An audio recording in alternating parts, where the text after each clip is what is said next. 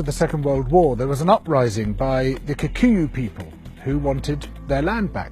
The Kikuyu were herded into concentration camps and fortified villages, almost the entire population of over 1 million people. People were systematically tortured to death. They invented a new kind of pliers whose purpose was first to crush men's testicles and then to cut them off. They raped women with bayonets. They raped men. Similarly, a favourite technique was to ram sand up the rectum with a stick. Sometimes they were rolled up in barbed wire and kicked around the compound until they bled to death. Some of the British soldiers boasted about this. This is within living memory. The Colonial Secretary lied about it. The papers documenting it were burnt. The impact of the rich and powerful nations has been so phenomenally murderous and destructive that it has been completely airbrushed from our national consciousness.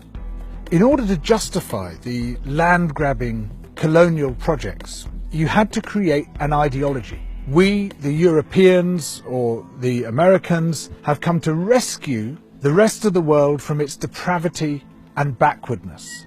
But in order to do that, you have to be able to demonstrate that the rest of the world is depraved and backward. From this arose the racism that is still with us today.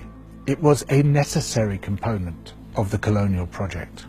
Some people might claim, well, okay, we broke a few eggs to make this omelette. It's as if all those human beings were eggs. But look at the omelette. Isn't it fantastic? Look, we've made this fantastic omelette. Forget about all that unpleasant stuff and let's just celebrate where we are.